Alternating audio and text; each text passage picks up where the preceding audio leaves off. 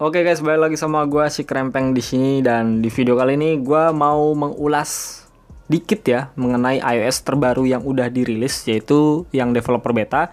Ini iOS 15.2 atau 15.2.2 ini udah rilis yang beta keempat, dan ini versi yang developer ya. Jadi kalian bisa download aja secara langsung dari iPhone-nya via OTA. Jadi kalau misalnya kalian udah download profile beta 15, maka nanti dia akan muncul ya di iPhone kalian. Itu yang support itu adalah iPhone 6s sampai ke iPhone yang terbaru, yaitu iPhone 13 series ya, 13 dan 13 Pro series. Dan di sini gue udah coba update ya ke semua device yang udah gue pakai, kecuali iPhone 11 Pro yang gue pakai ngerekam ini. Karena 11 Pro ini gue khususin buat yang iOS resmi aja ya. Dan ini gue pakai iPhone XR yang udah gue custom hosting. Ini udah 15.2. Ini iPhone 6s, iPhone 7, iPhone SE generasi kedua, SE 2020. Dan juga iPhone X itu udah gue update semuanya ke 15.2 beta 4. Jadi untuk size itu macam-macam ya. Ntar kalian bisa cek sendiri aja via OTA di HP kalian.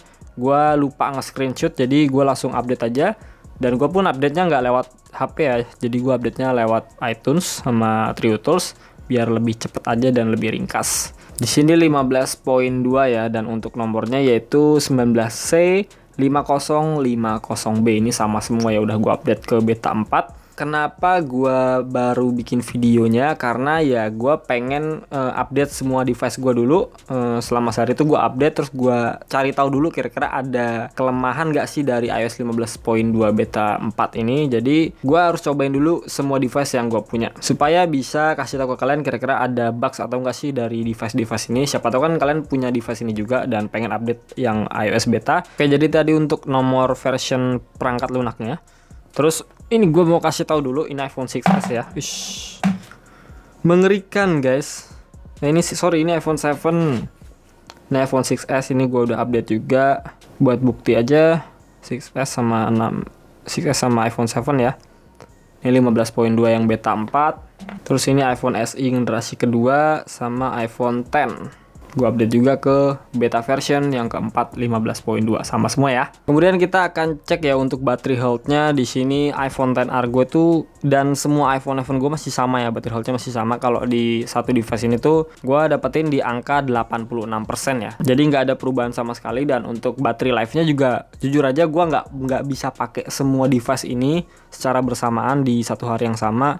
Tapi gue bisa bilang sih ini masih cukup normal ya untuk baterainya. Gue coba buat sosmed doang, gue pakai nonton YouTube itu gue pakai semua kalau YouTube. Tapi kalau untuk keperluan pribadi terus untuk sosial media lainnya itu gue pakai iPhone yang primary gue 11 Pro. Jadi gue nggak bisa pakai secara sepenuhnya ya untuk iPhone ini. Tapi gue bisa bilang baterainya ini masih aman sih, nggak ada kendala sama sekali. Lalu kalau berbicara apa aja yang baru, jadi di iOS 15.2 beta 4 ini dia tuh ngehadirin semacam notification gitu ya, yang summary. Jadi dia muncul di bagian sini dan itu tampilannya lebih bagus lagi, nggak kayak biasanya. Dan gue nggak tahu kenapa di iPhone gue ini nggak muncul. Gue nggak tahu kenapa.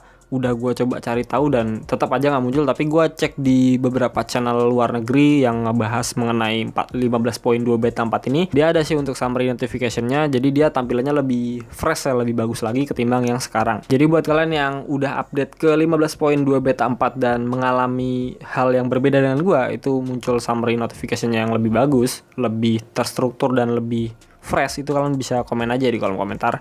Tapi kalau di gua nggak tahu kenapa nggak ada ya. Lalu yang kedua itu dia ada yang namanya perbaikan auto brightness. Jadi yang namanya iPhone sekarang kan hampir semuanya udah auto brightness. Jadi kalau kita cek di aksesibilitas ini, terus kita pergi ke layar dan ukuran teks, kita scroll ke paling bawah, kita aktifin dulu ya untuk kecerahan otomatisnya di sini yang auto brightness. Jadi di 15.2 beta 3 dan juga 15.1 itu banyak yang ngalamin bugs mengenai auto brightness ini. Jadi pada saat kita berada di tempat yang gelap terus abis itu langsung ke tempat terang, itu kan biasanya langsung aktif ya auto brightness-nya. Nah itu nggak aktif di beberapa device di iOS 15.1 sampai 15.2 beta 3 kemarin. Makanya Apple bikin beta 4 ini untuk perbaikan hal tersebut. Jadi caranya tadi ya, kalau kalian mau aktifin auto brightness di situ. Dan kalau mau tesnya, gue bisa nyematiin lampu gue di sini. Gue ambil beberapa device dulu yang muat aja sama tangan gue ya, 3 aja lah. Ini yang bagian sininya nih. Nih kalau gue matiin dia akan turun otomatis dengan sendirinya. Tuh, kelihatan ya? dia langsung turun sendiri, nyesuaiin sama ruangan tempat kita tempatin ini. Kalau misalnya gelap, dia pasti akan nyesuaiin untuk brightness-nya. Oke, kalau udah gue nyalain lagi lampunya, maka dia akan langsung naik lagi dengan sendirinya, nyesuaiin dengan cahaya yang ada di ruangan. Oke, jadi aktif ya di sini, nggak ada masalah di contohnya 3 device ini. Dan udah gue coba juga di device yang ini juga, iPhone X dan juga iPhone 6s itu nggak ada masalah juga, dia auto brightness-nya juga aktif kembali. Jadi kalau kalian ngerasa di 15.1 atau di beta 3 ya, 15.2 beta 3 ngalamin bugs di auto brightness, kalian bisa coba deh update ke 15.2 beta 4 ini. Karena Apple udah memperbaiki bugs tersebut dan harusnya sih semua device masalah tersebut bisa teratasi. Selebihnya selain itu sih nggak ada perubahan lagi ya di beta 4 ini. Ya paling kalau perbaikan kita pergi ke itu aja sih, ke penyimpanan nih. Biasanya kalau kita habis update iOS tuh buka penyimpanan agak sedikit lemot ya di bagian umum, terus kita pergi ke penyimpanan iPhone. Nah, loadingnya ini tuh lemot ya. Nah, ini nggak terlalu sih. Tuh cukup cepat juga. Ya nggak cepat-cepat juga sih. Dan di sini gua untuk iPhone XR itu data sistemnya 4,5 GB, iOS-nya itu 9 GB. Kita coba cek iPhone lainnya ya. Ini gue coba zoom dulu. Ini iPhone 6s. Loading. Yang cepet lah ya. Gue dapetin data sistemnya itu 3,4 GB, iOS-nya 7 GB. Ini iPhone 7 sorry. Penyimpanan iPhone. Loading. Belum muncul sih, oke baru muncul. Ini iPhone SE generasi kedua, penyimpanan iPhone cepat ya. Ini iPhone X dengan chip A11 Bionic. iPhone storage.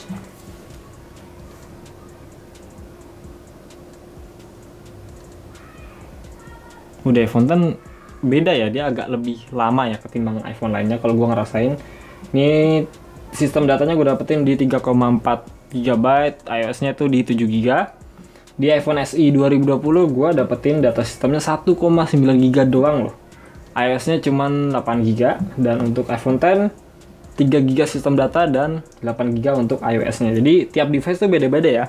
Dan kalau kalian punya punya device yang sama kayak yang gue punya ini, iPhone 6s atau 7, 10, iPhone SE 2020 dan iPhone XR ya, mungkin ini bisa jadi acuan kalian ya kalau mau update ke 15.2 beta 4 ini. Tapi nggak bisa dipukul rata juga sih, karena setiap kita keluarin gini terus kita buka lagi itu kadang beda lagi, tapi nggak beda jauh banget sih.